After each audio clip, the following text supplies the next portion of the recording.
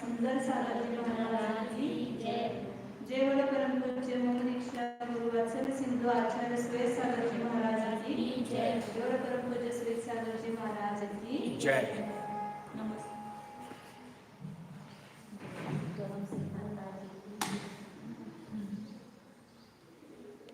तत्व सूत्र का 9वां अध्याय चल रहा है। इसमें संवर और निर्जरा तत्व का वर्णन किया है। संवर के उपाय बताए। बुद्धि, समिति, धर्म, अपेक्षा, परिचय, चारित्र और तब को भी नहीं भूलना, मुख्य प्रधान हेतु है। अब आगे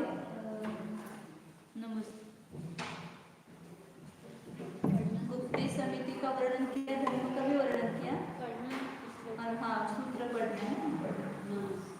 अस्त्र निरोध संवर गुप्ति समिति धर्मापेक्षा परिचय चारित्र्येहि तपसा निर्जरा च सम्यक् योग निग्रहो गुप्ति वीर्या आशीर्षण दान निक्षेपोत्सर्गा समितयः उत्तम क्षमा मार्गाः शौच सत्य संयम तपस्त्यागा किंचन्य ब्रह्मचर्याणि धर्माः अनित्याशरण संसारे तत्त्वान्यत्वा शुच्याश्रम संवर निर्जरा लोक बोधि दुर्लभ धर्म स्वाध्याय चिंतन प्रेक्षा मार्गाचरण निर्जरातं परिशोधया शुद्ध विकासा शीतोष्णदम नान्यारतिं स्त्री जयान सत्या शय्या दोष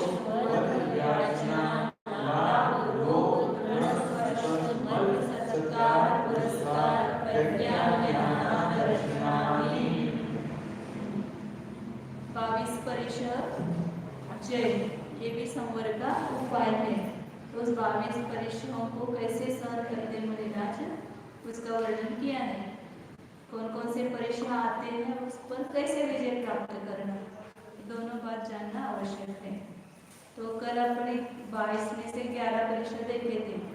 शुद्ध भूख लगने पर कैसे सहन करते हैं, प्यास लगने पर अपने ज्ञानामृत का सेवन करते हुए भूख और प्यास को सहन करते हैं। शीत और उष्णता जो है उसको भी, हाँ मतलब मन में खेद भी नहीं उत्पन्न होता है, या कोई शीत हो तो गर्म उपाय करने का विचार नहीं करते हैं, या उष्णता होती है तो ठंडा उपाय करने का विचार नहीं करते हैं।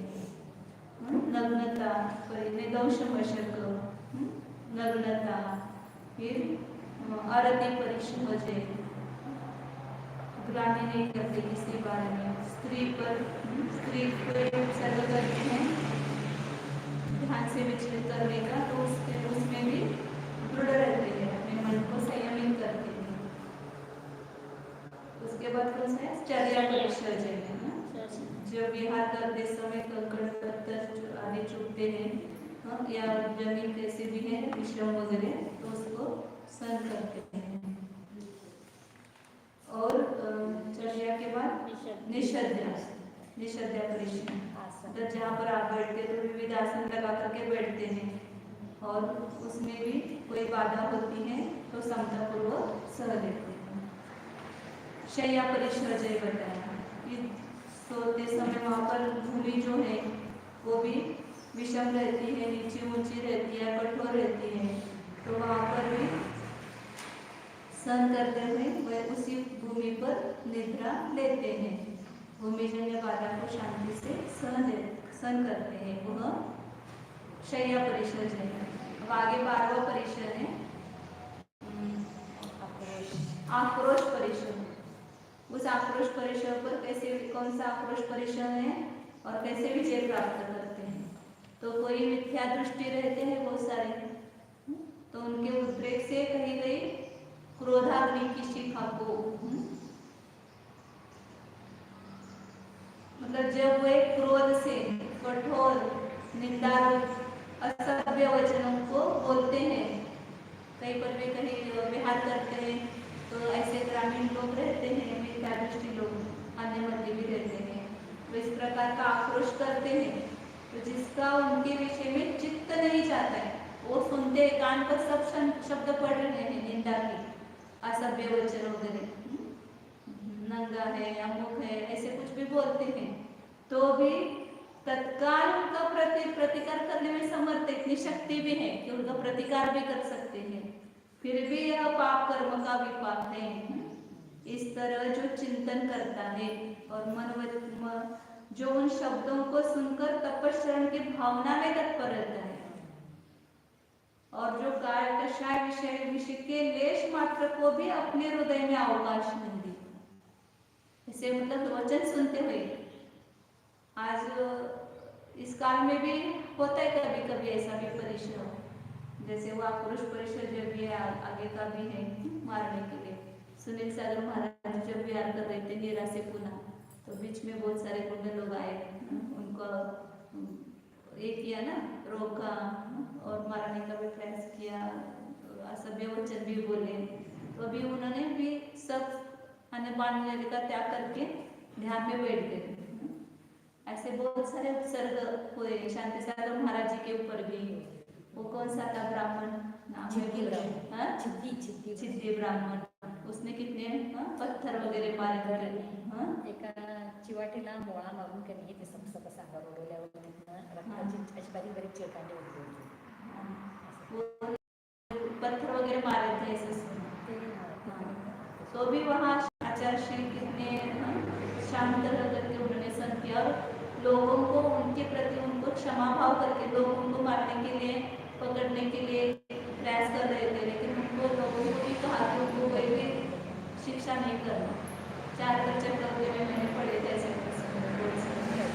मतलब आज के युग में भी ऐसे मुनिराज है और ऐसे उपसर्ग होते तो सहन करते हैं, जो कषाय विषय के लेश मात्र को भी अपने हृदय में अवकाश नहीं देते, वो आक्रोश परिषद लोग है, बोलने दो, बोलने से अपने को क्या होता है, अपना मन नहीं होता है, जो आक्रोश करता है वो उल्टा पाप कर्म का बंद कर रहा है और हमारे कर्म की निर्जरा कर रहा है, तो उपकारी है वास्तव में, जो कर्म निर्जरा का कारण हो रहा है ना, सबका अपना उपकारी समझना चाहिए, वो अपना अपकारी नहीं है, क्योंकि हमारा कर्म का कर्जा हम चुका रहे हैं।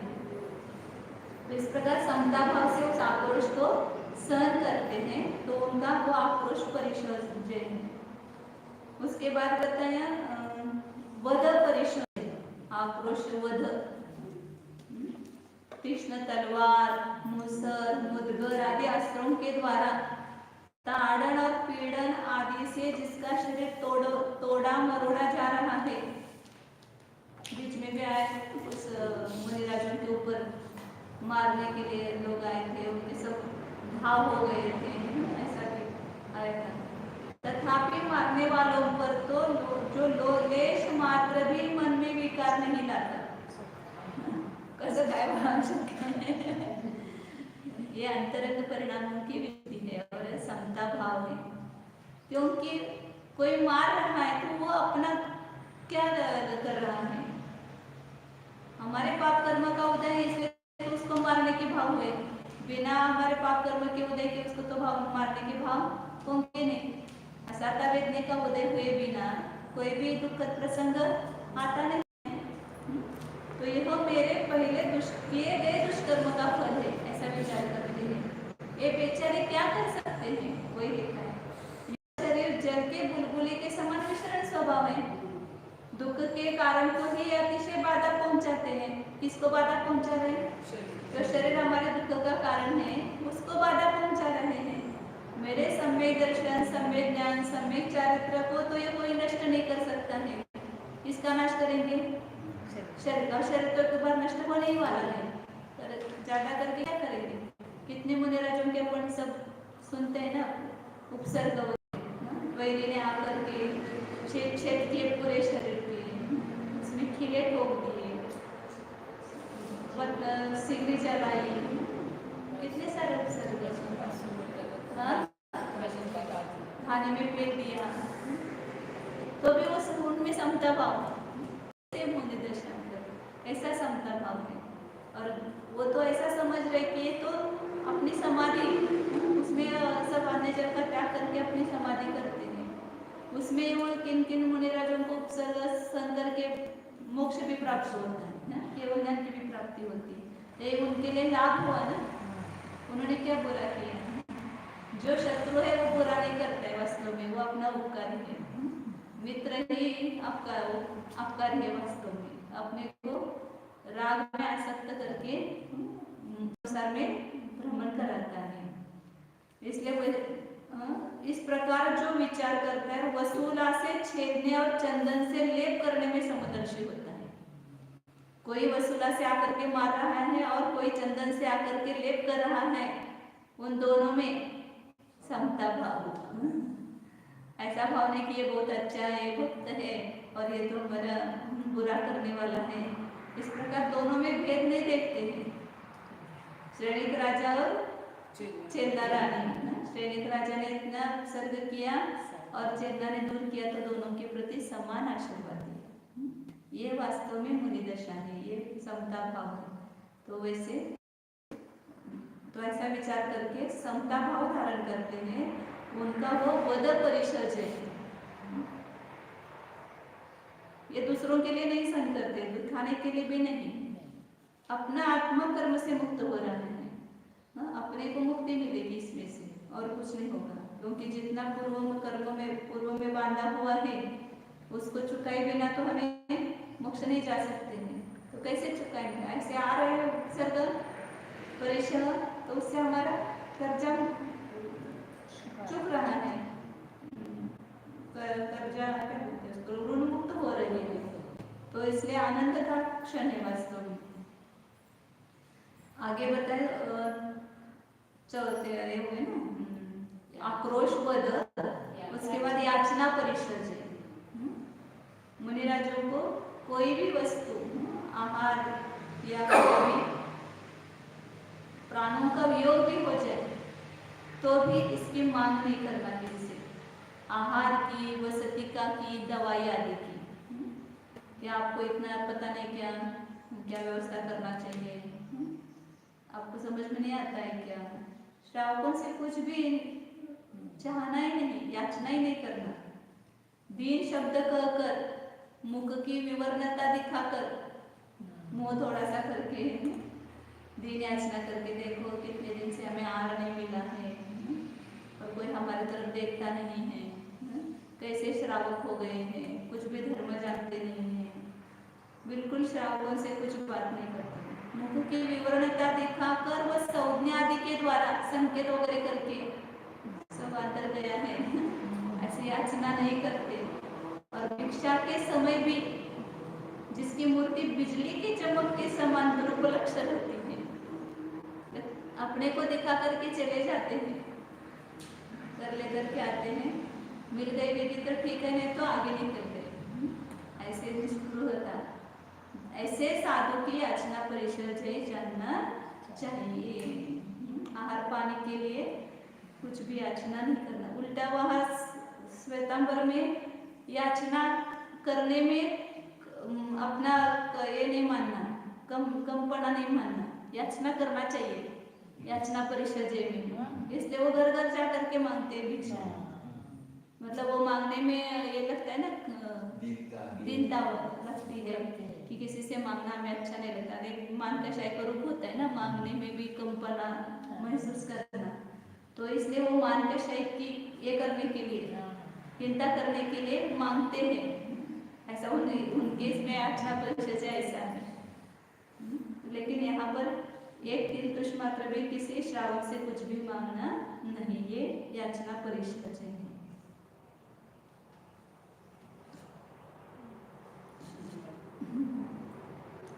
पर और वो मुनिराजों की कैसी अवस्था होने पर भी मांगना नहीं, वो सब आगे दिया है। मतलब त्वचा अस्थि शिराजाल मात्र से युक्त शरीर यंत्र रह गया है, पिंजर लगे हैं, फिर भी याचना नहीं करते। तो ये याचना परिशह जे।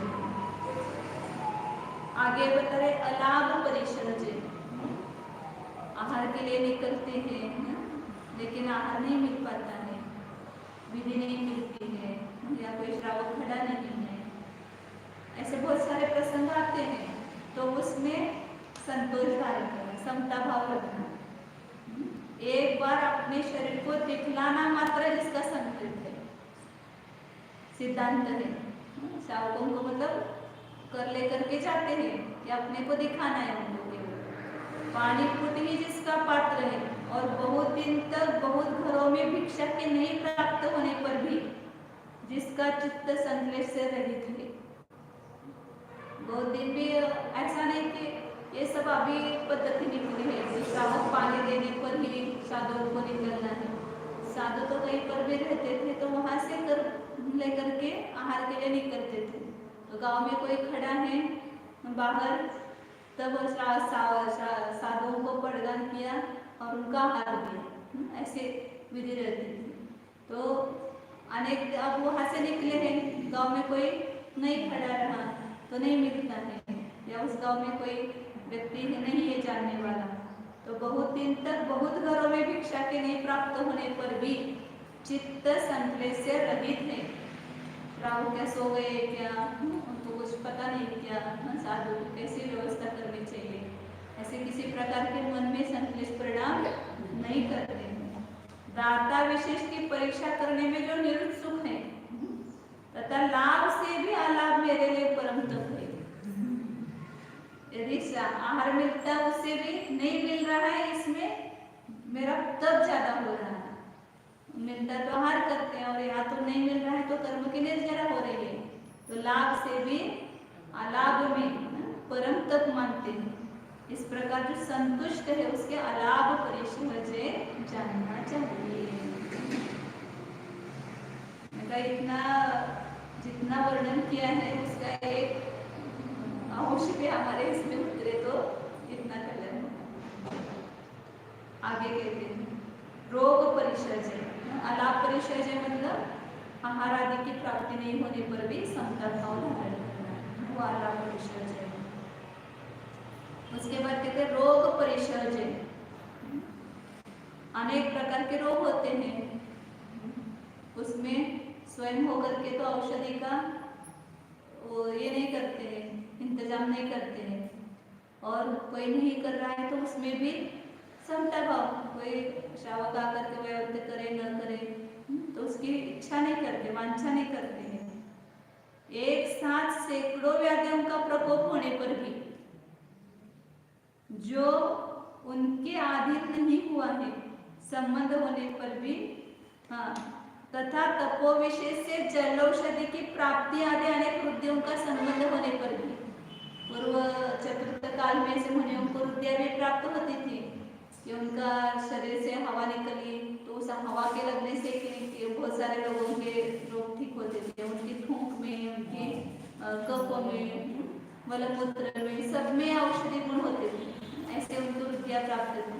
सनत कुमार चक्रवर्ती का सुनते हैं ना, सनत कुमार चक्रवर्ती उनको 700 रोग हुए थे और 100 साल तक, नहीं 2000 साल नहीं, 100 साल तक 700 रोगों ने उनको घेरा था। और उनके पास ऐसी रुद्धियां भी प्रकट हुई थी कि वो यदि चाहते तो एक फूंक मार करके सब रोग ठीक कर सकते थे, फिर भी उस रोग को दूर करने का विचार नहीं करते हैं, क्योंकि वो तो ये समझ रहे हैं कि पाप कर्म से का उदय आया है तो अपन उपचार करेंगे तो उल्टा और क्या होगा, कर्म का बंद होगा, और वह सहन करेंगे शांति से तो कर्म की निर्जरा हो जाएगी। और देव आकर के उन्होंने परीक्षा भी की थी सनत चक्रवर्ती की, औषधि लेकर के आए थे तो औषधि किसी को चाहिए क्या, ऐसा ये करके उनके पास आए, आपको तो इतने रोग हुए तो औषधि ले लो, बोले कि मुझे औषधि चाहिए, लेकिन कौन सी औषधि चाहिए, भव रोग को दूर करने की औषधि है क्या तेरे पास, वो रोग हो तो ये तो रोग तो शरीर के साथ जाने वाला है, ये रोग मेरा कोई घात नहीं कर रहा है, ये शरीर का घात कर रहा है, लेकिन जो आत्मा को लगा हुआ ये भव रूपी रोग है, जन्म मरण रूपी रोग है, इसको दूर करना है मुझे। एक एक रोग कितने ठीक करते जाएंगे। शरीर को ही नष्ट करो तो सब रोग एक साथ नष्ट हो जाएंगे ना? हम इस शरीर का रोग ठीक करने के लिए आत्मा को नुकसान करते हैं, लेकिन शरीर ही नहीं रहेगा तो रोग ही नहीं रहेगा। तो इसलिए इस शरीर का ही नाश करने का उपाय करो ना। समाधि मरण साधो तो इस शरीर का ही अभाव हो जाएगा, तो कोई रोग आदि अपने को त्रास दे पीड़ा देने वाले नहीं है। इसलिए शरीर में कितनी भी रोग हो जाए तो शरीर से निष्प्रभ होने के कारण जो उनके प्रतिकार की अपेक्षा नहीं करता, शांति से सहन करना कितना कठिन है। कठिन है मतलब ये हमारे भूमिका में हमें कठिन लग रहा है। वे ऐसी भूमिका में पहुंच गए हैं कि दिन रात अपने आत्मा का चिंतन है, भेद विज्ञान है और संपूर्ण वस्तु को वस्तु स्वरूप से देख रहे हैं। शरीर का विचार हमेशा किस रूप से है? 3 मंत्र याद रखना हमेशा। शरीर रोगमय, इसलिए शरीर से कभी नहीं चाहना कि मैं निरोगी रहूं। शरीर ही वास्तव में रोग है, शरीर रोगमय है। शरीर में बहुत सारे रोग भरे हैं, एक एक अंगूठे में 96 रोग है, तो पूरे शरीर में कितने सारे करोड़ों रोग हैं। तो इसलिए कोई ना कोई रोग उद्भवता है और प्रत्यक्ष देखते हैं अपन, तो वो उसका काम करता है, हमें अपना काम करना है, उसको जानना है ज्ञाता दृष्टा होकर के। अपने आप वो रोग दूर होंगे अपने परिणामों की विशुद्धि से, पाप का पुण्य में रूपांतर होगा और अपने आप दुखों का नाश होगा। नहीं तो ज्यादा से ज्यादा शरीर रहेगा तब तक रहेगा रोग, शरीर के साथ तो निकल जाने वाला ही है ना वो, उसकी क्या चिंता करना। लेकिन इस दर्द महसूस होगा ना, उसको शांति से सहन करते हैं। दर्द किसको नहीं होता?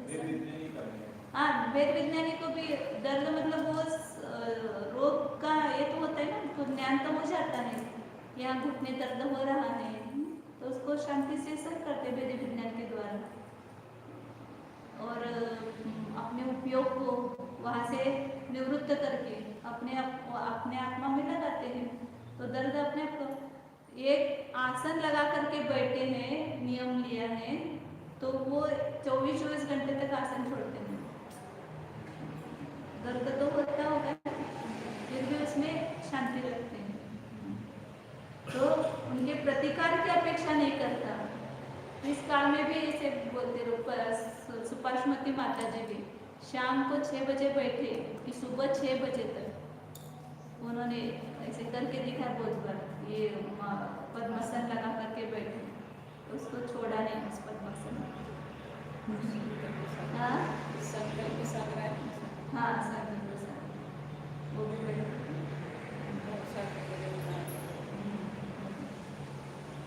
सबको इच्छा तो सबको है तब करने की।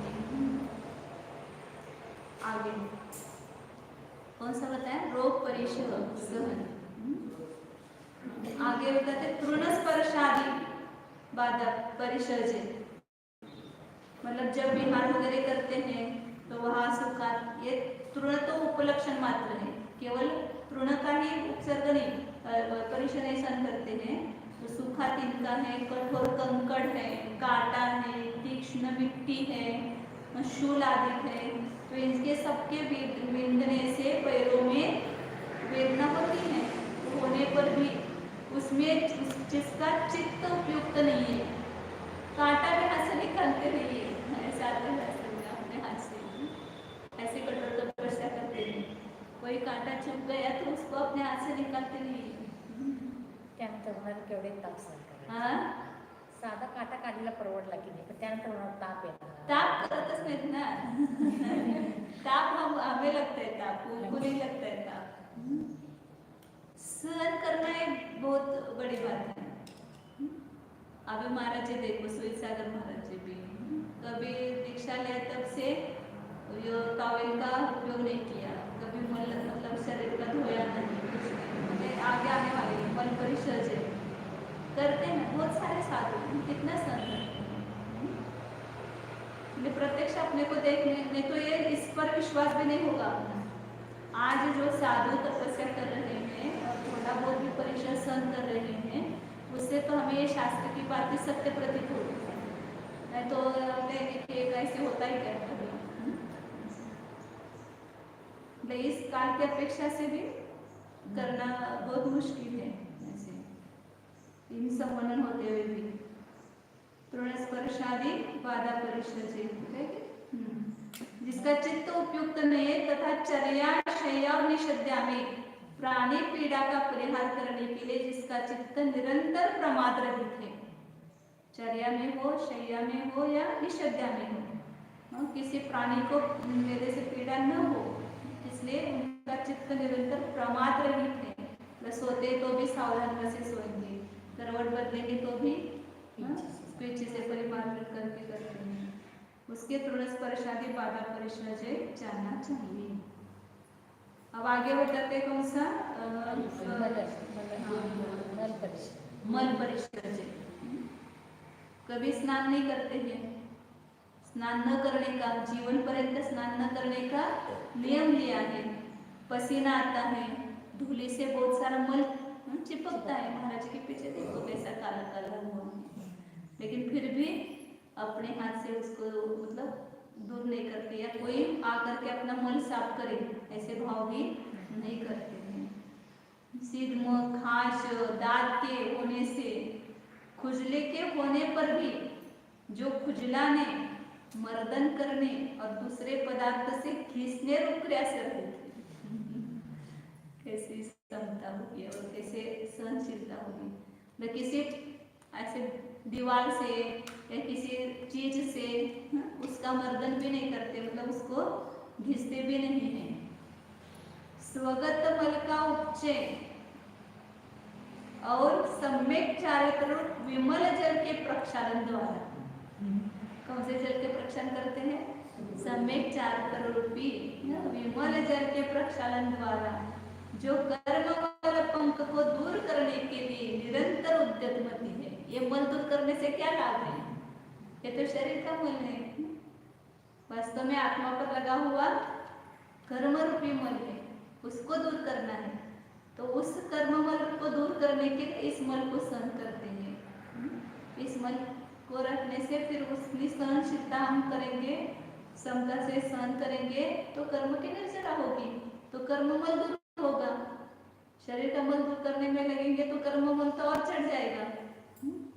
इसलिए सम्यक चारित्र विमल जल के प्रक्षालन द्वारा जो कर्म मल पंख को दूर करने के लिए निरंतर उद्यतमती है, उसके मल पीड़ा परिश्रजे है। मल को साफ नहीं करते हैं, उसको सहन करते हैं। आगे सत्कार पुरस्कार परिश्रजे। सत्कार करते पूजा प्रशंसा, उसको बोलते सत्कार। और पुरस्कार किसको बोलते हैं? किसी भी क्रिया के लिए आगे करते, बड़े होते हैं उनको आगे करते हैं, आप करो, आप चलो, ऐसा उसको बोलते हैं पुरस्कार। पुरस्कार आगे करता, तो सत्कार और पुरस्कार। तो कभी ऐसे मुनिराज विचार नहीं करते हैं कि कोई मेरा सत्कार नहीं कर रहे हैं, मुझे पुरस्कार नहीं दे रहे हैं, इस विषय में मेरा अनादर करता है, ये श्रावक मेरा अनादर कर रहे हैं। चिरकाल से मैंने ब्रह्मचर्य का पालन किया है, मैं इतना महातपस्वी हूँ, स्व समय पर समय का ज्ञाता हूँ, मैंने बहुत बार परवादियों को जीता है और मुझे कोई प्रणाम और भक्ति तक नहीं करता है, इतनी शक्ति मेरे होने पर भी ऐसा भाव नहीं करते हैं। उत्साह से आसन नहीं, आदर सत्कार नहीं कर रहा है अपने और देखो दूसरे लोगों को कि कुछ नहीं जानते हैं तो उनका सर्वज्ञ जैसा सादर हो रहा है। मैं इतना ज्ञानी और मैं इतना तपस्वी होते हुए भी मेरा कोई आदर सत्कार नहीं कर रहा, और वो मिथ्या दृष्टि तो अच्छे भले कि वे अपने गुरु का इतना आदर सत्कार करते हैं, ऐसे मन में भाव नहीं लाते हैं। युवंतराधिक पहले अत्यंत उग्र तप करने वालों की आकर के पूजा करते थे। यदि यह मिथ्या श्रुति नहीं है, यदि ऐसे शास्त्र में आया है पुष्पदंत भूत बलि की युवंतर देव ने आकर के, भूत जाति के देव ने आकर के पूजा की, तो यदि यह मिथ्या नहीं है श्रुति, तो इस समय वे हमारे समान तपस्वी क्यों नहीं करते हैं? इस प्रकार खोटे अभिप्राय से जिसका चित्त रहित है, ऐसा खोटा अभिप्राय नहीं रखते मन में कि कोई मेरे आकर के पूजा सत्कार नहीं कर रहा है, उसे सत्कार पुरस्कार परिश्रम जय जानना चाहिए। हाँ, प्रत्यग्रह प्रत्यग्रहचे पुढं येऊन असं, हाँ उसके आगे तो तब करने वालों की प्रत्यग्रह पूजा रचते थे, उनके आगे आकर के पूजा रचते थे। ऐसे सोन पढ़ते तो ऐसा वो मुनियों का स्वरूप ख्याल में आता है तो रोम खड़े हो जाते हैं। आगे प्रज्ञा परिषद होगा, प्रज्ञा परिषद सत्कार पुरस्कार में मतलब कोई अपनी प्रशंसा या स्तुति आदि नहीं करता है, आदर नहीं करता है, तो उसको समता भाव से सहन करना। उनको कोई श्रावकों को बोलने की भी जरूरत नहीं, आपको इतना नहीं समझ में आता कि हम कौन है, मुनि हैं, आपको इतना सत्कार भी करना नहीं जानते हो, ऐसा उन पर क्रोध नहीं करते। प्रज्ञा परिषद है, मैं अंग पूर्वक प्रकीर्ण शास्त्रों में विशारद हूँ, मतलब उसका अहंकार नहीं। प्रज्ञा परिषद मतलब कोई मतलब क्षोक्षम प्राप्त होने पर इस प्रकार की बुद्धि प्राप्त हुई है तो उसका अहंकार नहीं करना। मैंने इतने शास्त्र पढ़े हैं, शब्द शास्त्र, न्याय शास्त्र, अध्यात्म शास्त्र, इस सब में मैं निपुण हूँ, मेरे आगे तो सब जुगुने के समान है। जैसे सूर्य के आगे जुगुन है, उनका कोई प्रकाश नहीं है, ऐसे मेरे सामने सब बिल्कुल खद्योत के समान बिल्कुल नहीं सुशोभित होते हैं। इस प्रकार का ज्ञान का गर्व नहीं करना, वो प्रज्ञा परिषद है। दोनों है यहाँ पर, प्रज्ञा परिषद है और आगे अज्ञान परिषद है, मतलब ज्ञान प्राप्त होने पर उसका गर्व नहीं करना, और यदि ज्ञान नहीं हो रहा है, अज्ञान है, तो वहाँ पर खेद न करना। आगे का बताते अज्ञान परिषद मतलब प्रज्ञा होने पर उसका गर्व न करना, ये प्रज्ञा परिषद है। यह मूर्ख है, अब अज्ञान परिषद है बताते हैं, ये कितना मूर्ख है, कुछ भी नहीं आता है, पशु के समान है, ऐसा कोई कहते हैं तिरस्कार के वचनों को, तो मैं सहन करता हूँ, मैंने परम दुष्चर तप का अनुष्ठान किया है और मैं सदा सावधानता पूर्वक अपनी सबचर्या का पालन करता हूँ, तो भी मेरे अभी तक ज्ञान की कोई अतिशय नहीं प्रकट हुआ है। ये तो सब झूठ है। जो कहा है कि ज्ञान का अतिशय उत्पन्न होता है, तो मुझे तो कुछ नहीं हुआ है अभी तक, क्यों नहीं हुआ, इस प्रकार का विचार नहीं करना। इसको अज्ञान मतलब खेद खिन्न नहीं होना, ज्ञान नहीं प्राप्त हो रहा है, कुछ याद करने पर भी याद नहीं हो रहा है, तो वहाँ पर खेद खिन्न नहीं होना और दूसरों पर इस प्रकार का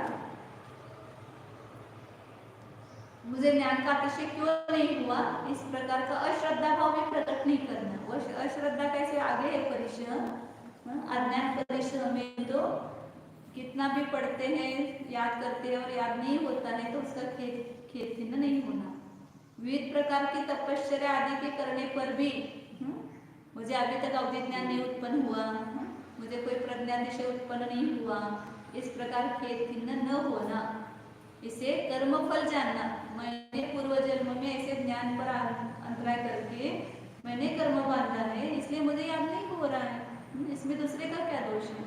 या अभी की तपश्चर्या का ये फल नहीं है, पूर्व कर्म का ये फल है, ऐसा जान करके संतोष भाव धारण करना, वह अज्ञान परिषद है। कुछ नहीं आ रहा है तो उसमें क्या होना चाहिए? शांत करना पड़ेगा। मुझे क्यों नहीं आता है, इतनी तकलीफ हो रही है, ऐसा वैसे फिर आप ज़्यादा कर्म कमा रहे हैं, ये तो पूर्व कर्म का उदय है और अभी उसमें अशांत भाव रह करके पुनः कर्म का बंध करते हैं, इसलिए उसको जो हो रहा है ना उसको सबको शांति से सहन करना। इसलिए अज्ञान परिषद है। यदि अपने ज्ञानावन कर्म का इतना शोभशम होता तो समझ में आता ही ना तुरंत, नहीं आ रहा है तो कर्म का शोषण नहीं हो रहा है तो क्यों ठीक की? अपना तो केवल नया स्वभाव पड़ा हुआ है, क्या चिंता है? अभी हम तब करेंगे, ध्यान करेंगे, केवल ध्यान उत्पन्न होगा, भले नहीं श्रुत ज्ञान हुआ तो क्या बिगड़ता है? श्रुत ज्ञान नहीं हुआ तो उससे अपना कोई हानि नहीं है। हाँ, हो रहा है शोषण तो उसका उपयोग करो, अपना उपयोग धर्म ध्यान में लगाओ, शास्त्राध्ययन में लगाओ। यदि नहीं हो रहा है शोषण तो शांति से ध्यान करो, अध्ययन जाप करो, और जितना होता है उतना अध्ययन करो, लेकिन खेत खिन्न नहीं होना है। वहाँ पर समझ में नहीं आता है तो आगे अब एक दो ही रह गए, अज्ञान परिसर्जन। हाँ, एक ही रह गया, अदर्शन परिसर्जन। अदर्शन परिसर्जन मतलब ये अश्रद्धा रूप भाव, दर्शन में अश्रद्धा, अश्रद्धा रूप लेना। परम वैराग्य की भावना से मेरा हृदय शुद्ध है, मैं कितना वैराग्य धारण करता हूँ, मुझे सब पूर्ण पदार्थों का रहस्य का पता लगता है, जानता हूँ। मैं अनंत सिद्ध साधु की उपासना करता हूँ, धर्म की उपासना करता हूँ, कितने काल से मैं दीक्षित हूँ, तो भी मेरे कुछ भी अतिशय प्रकट नहीं हुआ, कुछ भी वृत्ति प्रकट नहीं हुई। तो ये सब शास्त्र में झूठा ही लिखा है, सही नहीं है। क्योंकि यदि वो सही होता तो मुझे होना चाहिए था ना। मोहोपवास आदि का अनुष्ठान करने वालों के अनेक प्रकार के अतिशय प्रकट होते हैं, रुद्धियाँ प्रकट होती हैं, ये सब केवल प्रलाप मात्र है। यह सब मेरी दीक्षा निरर्थक है, व्रतों का पालन करना निरर्थक है, इत्यादि बातों का दर्शन विशुद्धि के योग से मन में नहीं विचार करने वाले के, मतलब ऐसा विचार नहीं करते कभी, कुछ भी अतिशय प्रकट नहीं हुआ तो भी इस प्रकार का अश्रद्धारूप भाव धर्म के प्रति नहीं होना चाहिए। उसको सहन करते हैं, मतलब उसको समता भाव से सहन करते, खेत खिन्न नहीं होते हैं। इस प्रकार अदर्शन परिसर्जन, अदर्शन में अश्रद्धा रूप लेना। तो इस प्रकार 22 परिसर बताए हैं। अब इस 22 परिसरों में इस परिसरों का स्वामी कौन है, किनको होते हैं, ये बता रहे हैं। ऐसे मुनिराजों के गुणस्थान कितने हैं? छठे गुणस्थान से लेकर के 13वें गुणस्थान तक। तो मतलब आर्यंत्र भी एक अपेक्षा से मुनि है। तो उसमें ये 22 परिसरों में से कितने परिसर, किनको कितने परिसर होते हैं वो बता रहे हैं। आगे 10वां नंबर का सूत्र है। अब ये बात स्वामी की कब समझेगी कि किस कर्म के उदय में कौन कौन सा परिचय होता है, क्योंकि ये जो परिचय बताए कर्म के उदय की अपेक्षा से बताए हैं, कार्य की अपेक्षा से नहीं है, व्यक्तता की अपेक्षा से नहीं है। तो कर्म का उदय, तो किस कर्म के उदय से कौन सा परिचय होता है, इसको पहले समझना पड़ेगा। तो उसके लिए आगे 13, 14, 15, 16 नंबर के सूत्र दिए हैं। ये भी समझ में आ जाए तो इनमें से कौन सा परिचय किस कर्म के उदय से होता है। पहले वो दे दो सूत्र, कौन सा? 13 नंबर का, ज्ञानावरणी प्रज्ञा ज्ञाने। अब ज्ञानावरण के उदय में बोलो। ज्ञानावरणी प्रज्ञा ज्ञानी। ज्ञानावरणी प्रज्ञा ज्ञानी। ज्ञानावरणी प्रज्ञा ज्ञानी। ज्ञानावरण के उदय में दो परिचय 22 में से 2 है, एक प्रज्ञा परिचय और अज्ञान परिचय। ज्ञानावरण कर्म का क्षोभन होने पर प्रज्ञा परिचय जो होता है, और ज्ञानावरण कर्म का उदय होने पर अज्ञान है ना, तो क्षोभन नहीं हो रहा है क्योंकि इतना ज्ञानावरण कर्म का तीव्र अनुभव उदय चल रहा है सर्वघाती स्पर्धकों का, तो उसको ज्ञान प्रकट नहीं हो रहा है, तभी अज्ञान परिचय उत्पन्न होता है। इसलिए ज्ञानावरण कर्म का जब सद्भाव होगा तो उसमें ये 2 परिचय होते हैं, प्रज्ञा परिचय और अज्ञान परिचय। फिर आगे 14 नंबर का सूत्र है, दर्शन मोहांतरायोर दर्शना लाभो। दर्शन मोहांतरायोर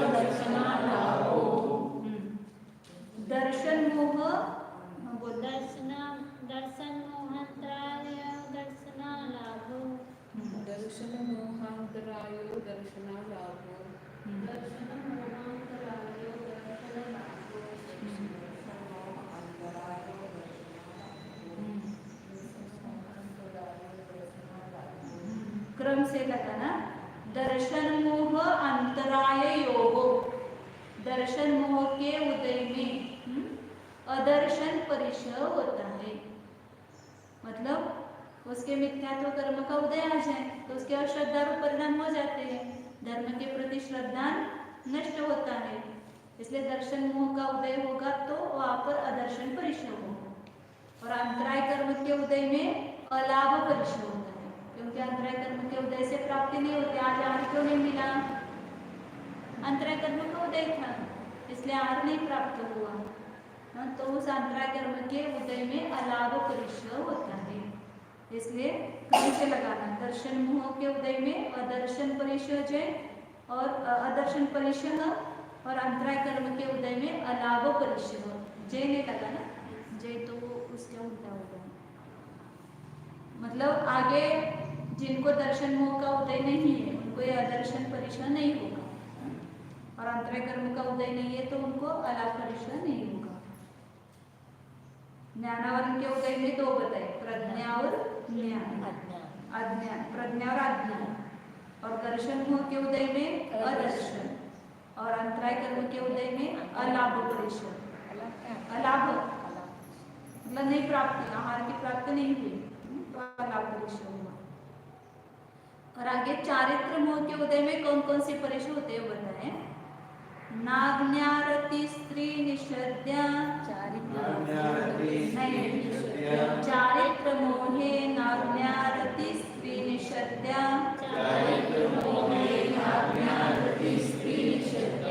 रोष याचना सत्कार पुरस्काराः,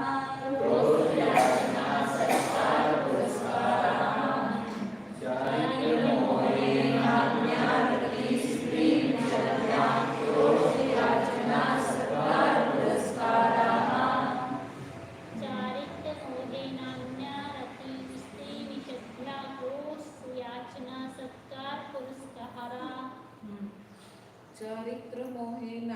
रति स्त्री निषद्या क्रोश याचना सत्कार पुरस्काराः। चारित्र मोहे नाज्ञा रति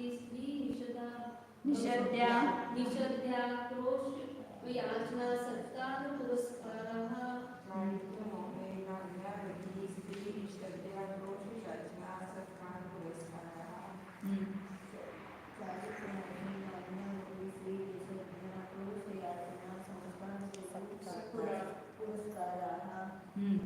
बराबर। क्या बताया?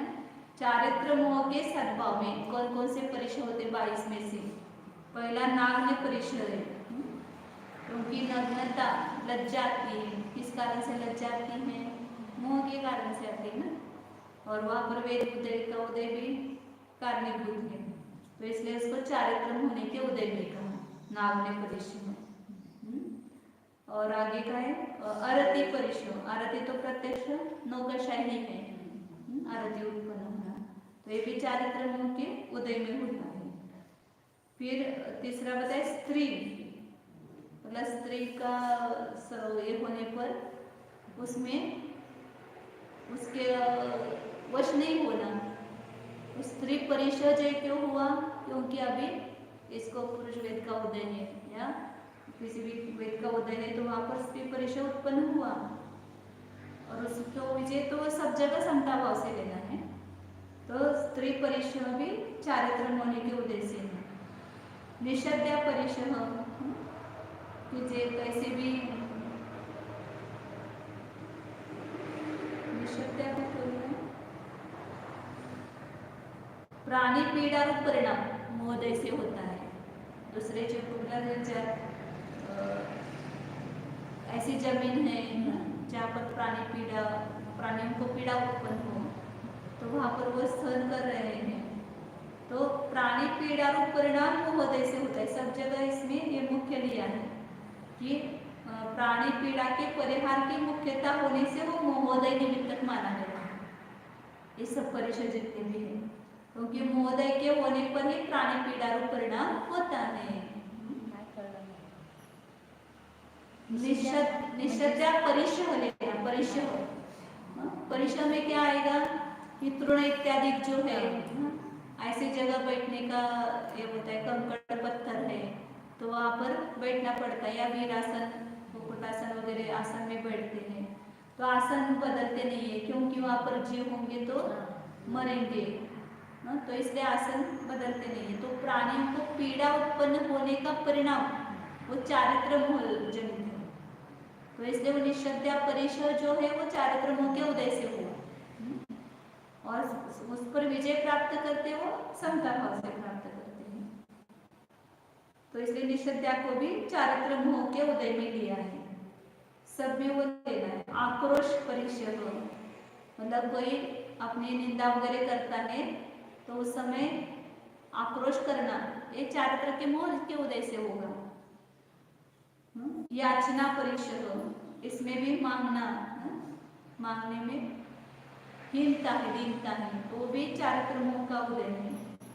और सत्कार पुरस्कार, चाहना ये सत्कार पुरस्कार वगैरह, तो ये भी मोह के उदय से है। तो ये 7 परिचय, नागण्य, अरति, स्त्री, निषद्या, याचना और सत्कार पुरस्कार, 7 हो गए, 7 हुए। याचना और सत्कार पुरस्कार, ऐसे 7 परिचय चारित्र मोह के उदय से होते हैं।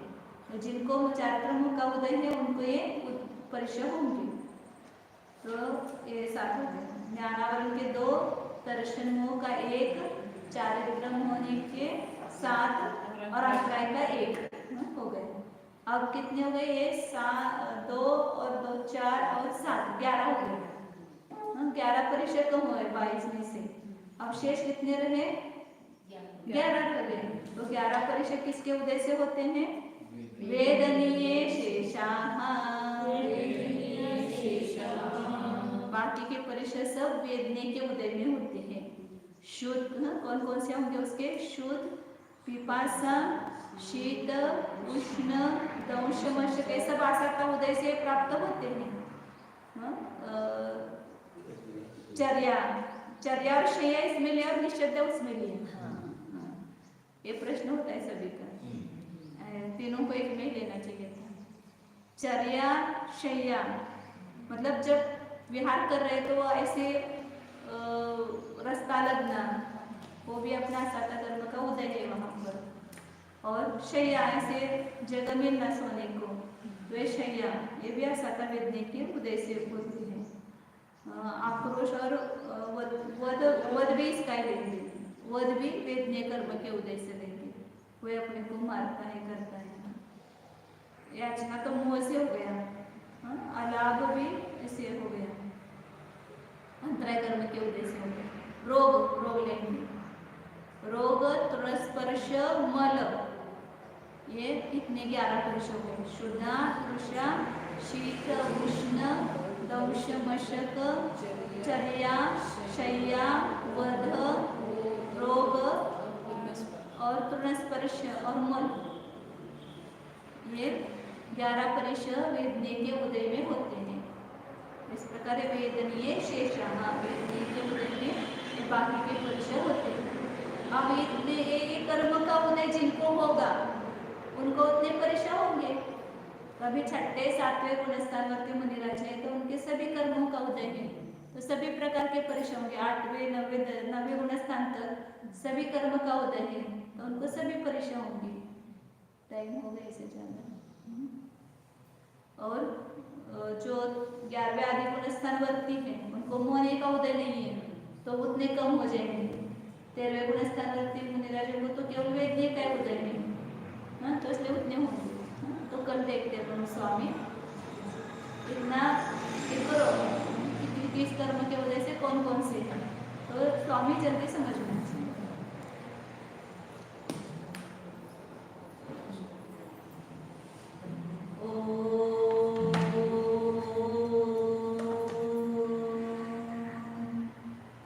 जानिए यह मैं शुद्ध चैतन्यमय जीव ही हूँ, अनादि अनंत एक अखंड हूँ, चैतन्य स्वरूपी हूँ, ज्ञान दर्शन स्वरूप, टंकोत्कीर्ण न्यायक स्वरूप हूँ। देखिए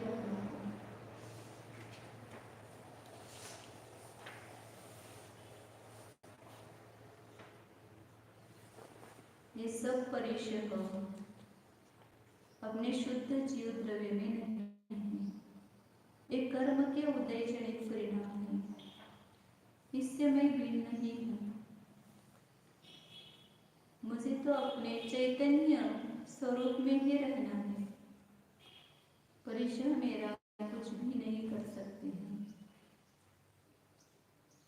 मैं अपने में हूँ, शरीर शरीर में है, शरीर का रोग शरीर में है, मुझ में नहीं है। बाह्य अवस्था कर्मोदय जनित है, इसमें मेरा कुछ भी संबंध नहीं है।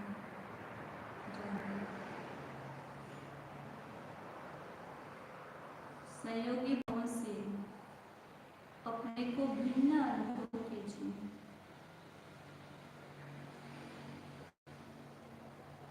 शुद्ध चैतन्य स्वरूप